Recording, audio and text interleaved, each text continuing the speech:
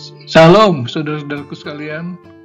Kali ini saya ingin menyampaikan renungan berjudul Keselamatan Hanya Karena Anugerah.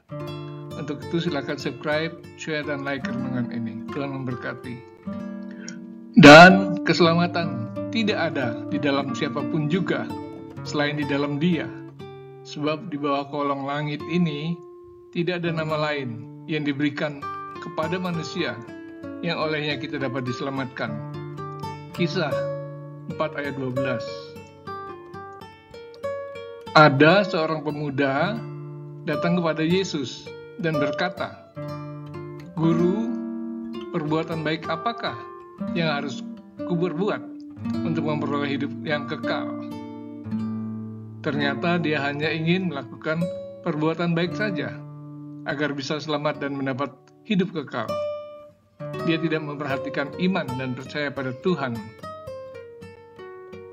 Lalu Yesus menjawab, "Jikalau engkau ingin masuk ke dalam hidup, turutilah segala perintah Allah."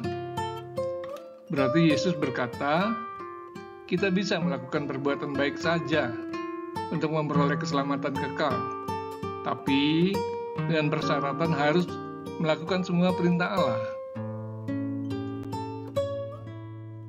Kata orang itu kepadanya, "Perintah yang mana?" Pemuda ini ingin mengetahui perintah apa saja yang menjadi persyaratan Yesus itu. Kata Yesus, "Jangan membunuh, jangan berzina, jangan mencuri, jangan mengucapkan saksi dusta, hormatilah ayahmu dan ibumu, dan kasihilah sesama manusia seperti dirimu sendiri." Kemudian orang muda itu tentu berpikir lagi, ternyata cuma melakukan hukum Taurat. Itu pun cuma setengahnya, belum semuanya. Ditambah lagi dengan mengasihi manusia. Mudahlah itu. Lalu kata orang muda itu kepadanya, "Semuanya itu telah kuturuti, apalagi masih kurang." Pernyataan orang muda itu amat sombong, seolah dia sudah melaksanakan semua perintah itu. Padahal perintah kasihi sesamamu belum juga dilakukannya. Sebab mengasihi sesama kita itu suatu perintah yang amat sulit dilakukan. Jangankan mengasihi musuh kita, mengasihi saudara seiman kita saja masih sulit dilakukan. Tapi berani-beraninya dia mengaku semua sudah diturutinya. Bahkan kemudian dia bertanya lagi, apalagi yang masih kurang? Bukankah itu pernyataan yang sombong sekali? Seolah-olah dia menantang Yesus untuk memberikan perintah lainnya.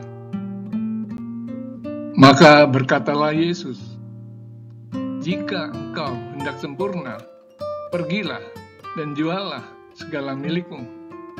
Berikan itu pada orang miskin." Mengapa Yesus menyuruh dia untuk menjual seluruh hartanya? Apakah Yesus ingin hartanya habis lalu mengikut dia? Bukankah itu berarti Yesus menyuruh semua muridnya menjadi miskin?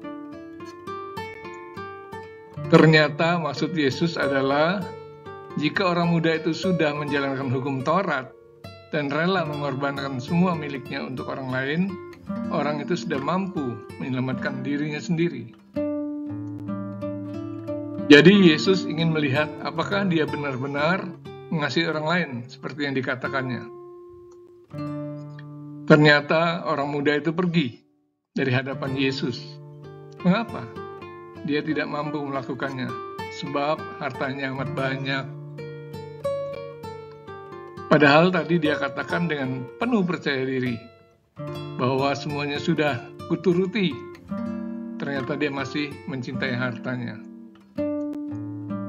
Jadi dia belum bisa mengasihi orang lain seperti dia mengasihi dirinya sendiri. Sebab ternyata memang tidak ada orang yang sanggup melakukan semua hukum Taurat dengan sungguh-sungguh. Termasuk orang Farisi dan ahli Taurat, tidak ada yang sanggup melakukannya. Memang sungguh berat melakukan hukum Taurat seutuhnya. Hukum Taurat mengatakan, jangan berdusta, ternyata mereka berdusta ketika mengatakan bahwa murid-murid telah mencuri mayat Yesus. Jangan membunuh, ternyata mereka membunuh Yesus. Tidak ada seorang pun termasuk ahli Taurat yang sanggup menyelamatkan dirinya sendiri dengan melakukan hukum Taurat. Kalau hukum Taurat tidak bisa menyelamatkan kita, lantas apa yang bisa mengerjakan hal itu? Itulah gunanya Yesus turun dari sorga dan menjadi manusia, supaya kita yang percaya padanya bisa masuk ke dalam sorga. Karena begitu besar kasih Allah akan dunia ini, sehingga Ia telah mengaruniakan anaknya yang tunggal, supaya setiap orang yang percaya padanya tidak binasa, melainkan beroleh hidup yang kekal. Yohanes 3 ayat 16.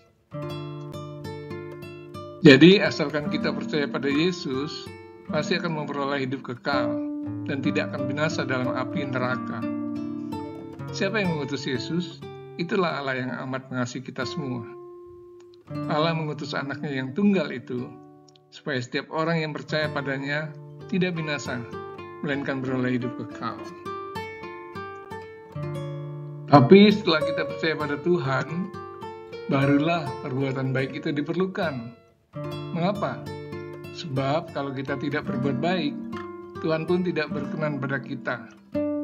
Sebab seperti tubuh tanpa roh adalah mati, demikian jugalah iman tanpa perbuatan-perbuatan adalah mati. Yakobus 2 ayat 26. Kita tetap harus hidup melakukan hukum-hukum Tuhan. Tapi tentu saja itu bukan yang terutama untuk selamat. Sebab keselamatan kita ditentukan oleh iman. Karena itu setelah kita beriman teguh pada Yesus, kita harus juga melakukan kebaikan. Jangan terbalik. Jadi orang Kristen juga harus melakukan semua kebaikan yang diperintahkan Yesus. Tapi kebaikan itu tidak akan menyebabkan keselamatan. Tapi bila kita hanya beriman tanpa melakukan semua perintah Tuhan, maka iman kita akan mati. Jadi, bukan perbuatan baik kita yang menyelamatkan kita, tetapi karena iman kita kepada Yesus. Tapi kalau kita beriman pada Yesus, tapi melakukan kejahatan, kita juga tidak akan selamat. Demikianlah renungan firman Tuhan. Amin.